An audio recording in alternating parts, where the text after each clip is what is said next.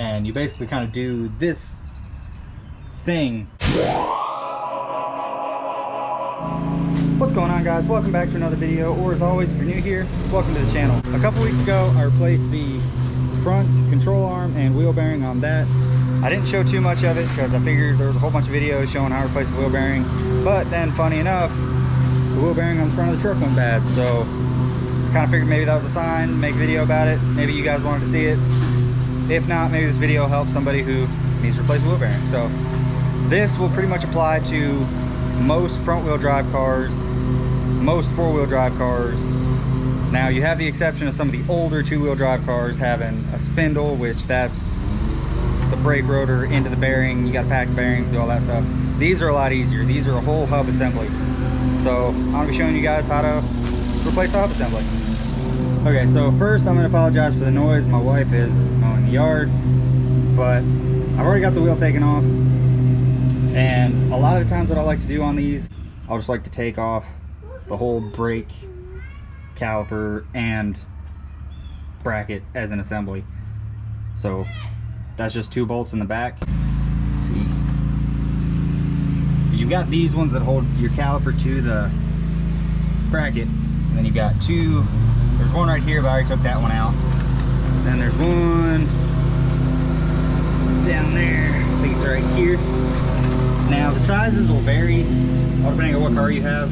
This one, in this particular case, this is a 03 Chevy Silverado, 4-wheel drive, obviously. And these were 18s, so I just pop those off. This whole thing should flip up, and I'll just set it right up here. In the case of the Ultima, you guys saw I had to zip tie it up, and then the Jeep, since it's got a lift, I would have to zip tie that up too.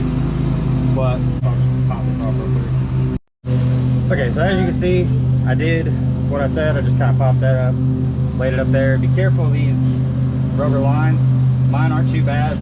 Just be careful not to crack these. They do get brittle as they age. So now I can take off this rotor. Some cars have a screw, some kind of pin to hold it in here. This one doesn't, so I can just pull this whole thing off. So I'll just go ahead and do that now. Sometimes they'll be kind of rust welded on there, so you might have to take a little more than me. But mine actually came off pretty easy, surprisingly. Set it down. Well, we'll clean that off later, so don't worry about if you set it down in a place that's kind of dirty. Just get some brake clean, something like that. Clean it up real good. So now we can get to actually taking off the wheel bearing. This one only has 3. It just really depends on your car. They're taking these off, I believe these ones are 15 millimeters. And they're gonna be behind here. There's one there, one up there, and one on the other side down there. It's like a triangle pattern. And this one being a truck, 4-wheel drive, you got a lot more room to play with. The Ultima was a little tight, so just keep that in mind too. But I'm gonna get to zipping those off. Okay, so here was my setup when getting that nut off. Just got the crowbar up in there, kind of rested against that, pulled on it. Not too worried about these because obviously with your new one, you get new ones, so don't worry about damaging those threads. I went ahead and chalked off the back wheel because when I was doing this, that's on there really, really tight, and it was trying to pull the truck with the jack and everything, so be careful doing that. This one's a little different than the Ultima. The Ultima was just a, here's the nut. There's a nut and it had like the built-in washer. This one doesn't have that washer, it's just a nut. So what they do is, they have this little washer back here, so don't forget to take that off and reuse it.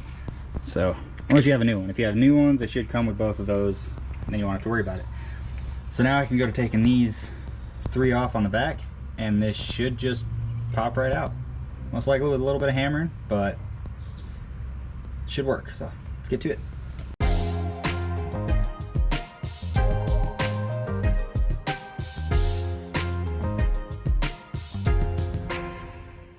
Okay, so all 3 of those bolts back there are out, nuts off. The last thing is to unclip your ABS sensor, which in this one, it looks like you can take it off the truck, but I think my new one, yeah, my new one comes with a new one attached to it. So I'm just gonna pull the whole thing off. If you look here, it wraps up right up under that. I've got the caliper sitting on it, but then it comes up here comes up right into here. We can't really see it, but there's a blue plug. You can see that. So I'm gonna go ahead and unplug that. Just be real careful, because like I said, all this stuff gets real brittle. Okay, so that's unplugged. This is the blue plug. Well, it's black, but it's got a blue under it. So then you can just start, I don't know if it all clips. I'll check the new one, see if there are any clips on it. Okay, so it looks like there are new clips.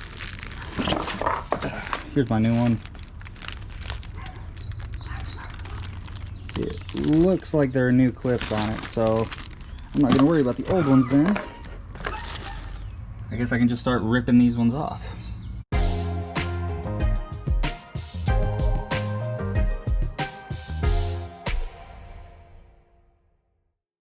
Alright, so that whole thing is off. There's an anchor point here. It's this white clip. You just squeeze these two together and get that out with your hands. There was an anchor point here, but it looks like somebody broke it off at one point. And then there's an anchor point there. So that first one that looks like they broke off goes about here. The other one goes up here on the mount. If I had a light, I would show you, but you'll see it if you're in here. So I guess let's go ahead and start getting this off, and hopefully it's not too bad.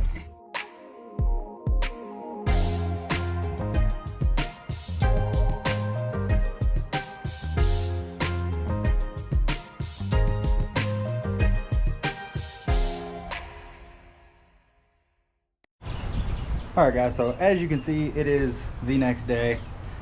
I just got home from work and I figured out how to get that wheel bearing on, because I was having a heck of a time getting it off. Beat on it for about 3 hours with a hammer. It wasn't going anywhere. So looked up a couple YouTube videos, found out a way to get it unstuck. Didn't really have those tools, but I think I jerry-rigged something up. I'll kind of run you through how the technique actually works and how you probably should do it, but then I'll tell you how I did it. So as you can see, I've got my ball joint press that has helped me way more than just changing ball joints. So if you can, get you one of these things. They're not very expensive. I think Harbor Freight has them for like 80 bucks or something like that. This one I got off Amazon for like 40, but enough talking about that. This is what I got. I got just a ratchet in here, one that you could possibly not care about if it breaks. So far it's not budged. I mean, it still spins, so that's a good sign. But I've just been cranking down on this. Perfect room for that to go in there so this doesn't slip off. And I don't know if you can see in there, but it's separating it, so that's working. Let me see if I can't crank it down. How this is supposed to work is you're supposed to get a bolt that's long enough to go in there, and then a nut to go in behind it, and you basically kind of do this thing, just it all happens back here with the nut pressing on the back of this, instead of, you know, using a ball joint press to push this in to pull that out. You got to knock 2 of these out, but that's super easy. You just get a hammer and whack these a good couple times and they just pop right out. Kind of work it back and forth here and here.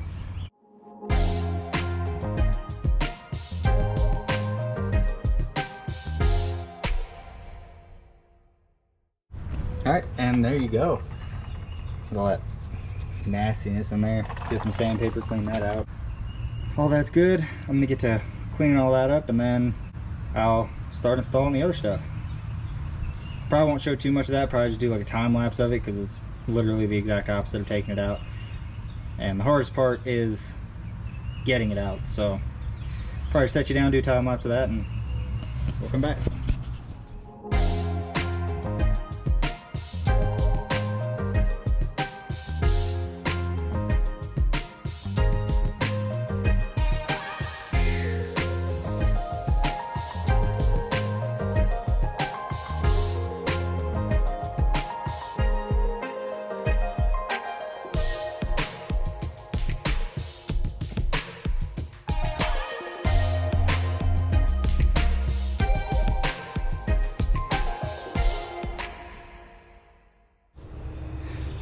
Alright guys, so there you have it.